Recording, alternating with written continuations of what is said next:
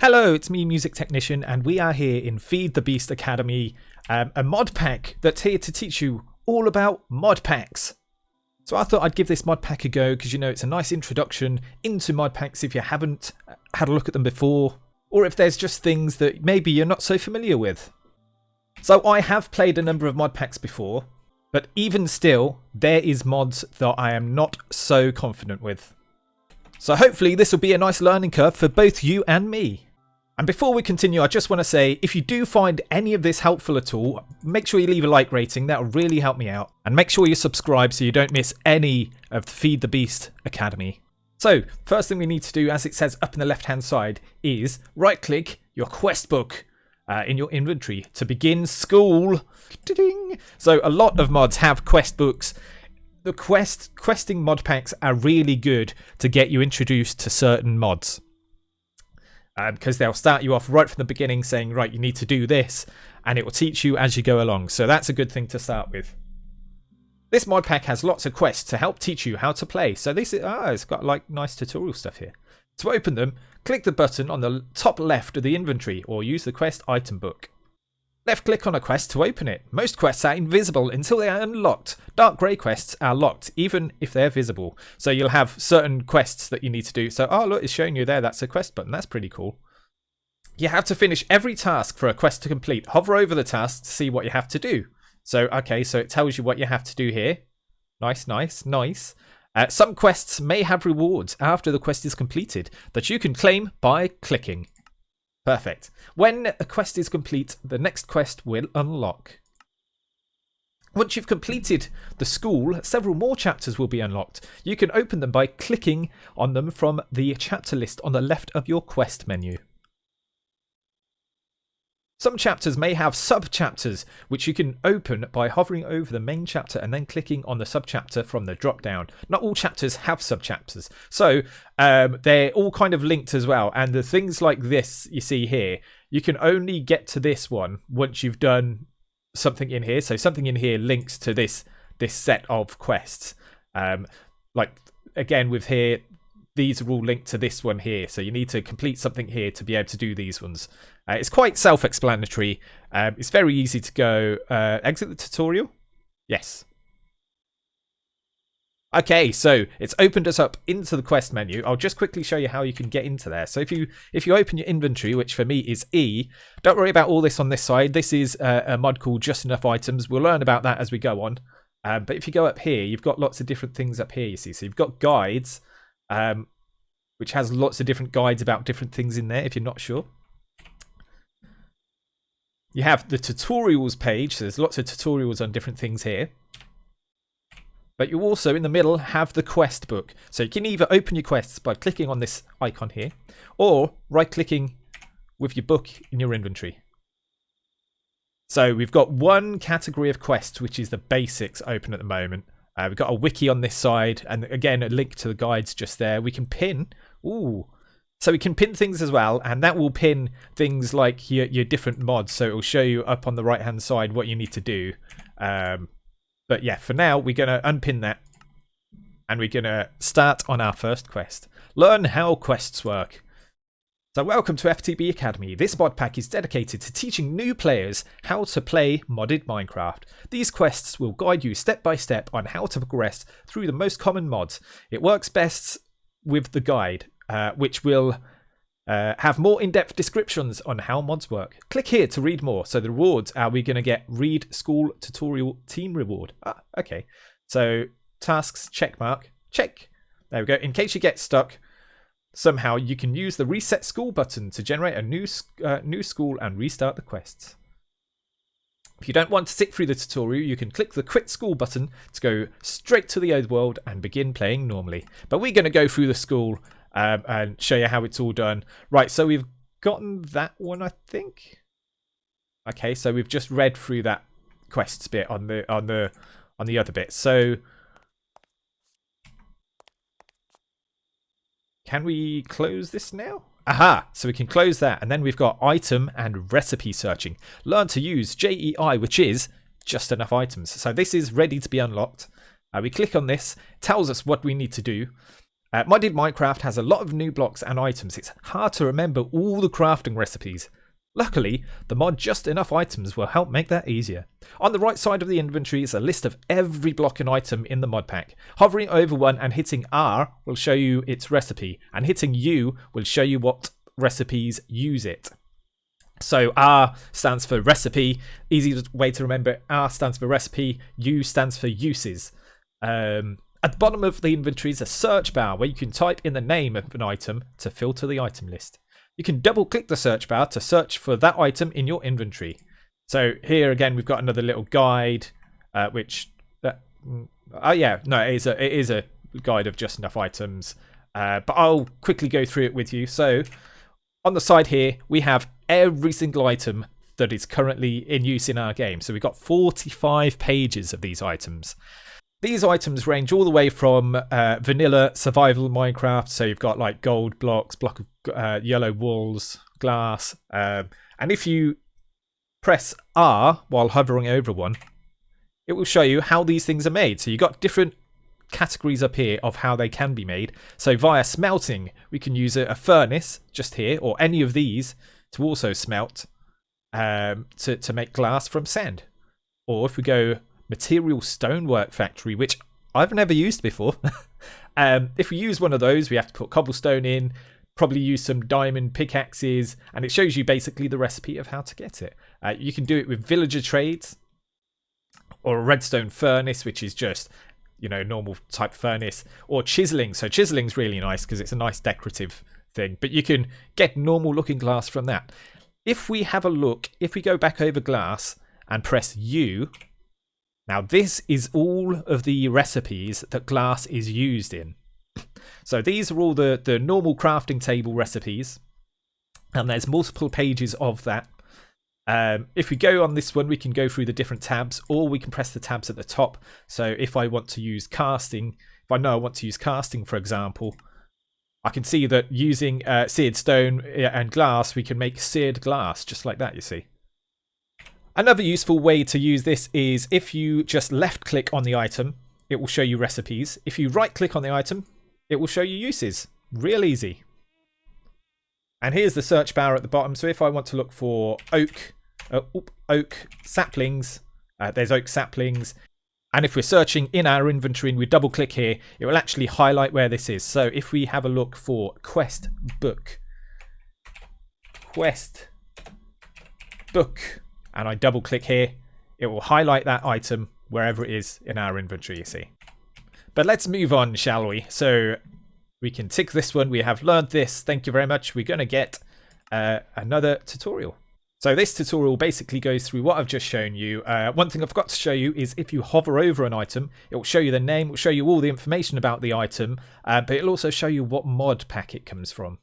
Here we have all the recipes, which I've just gone through with you. And this is another good thing that I didn't show you, but certain recipes can accept a type of item rather than a single specific item. So this is called the OR dictionary. So for this particular recipe, having a chest here, it can be a jungle chest, but it could be any sort of wooden chest can be used for this. You can hover over an item in a recipe to see what type of item can be used instead of the specific one shown. If you have all of the items you need to craft an item, wow, that's a sentence to say. If you have all the items you need for a specific recipe, there we go, that's an easier one. You can hit the plus button to automatically move them to the proper slots in the crafting grid. So if you've got a 4x4, you can do that in your inventory. If you're looking in a crafting table, you can do it via that as well.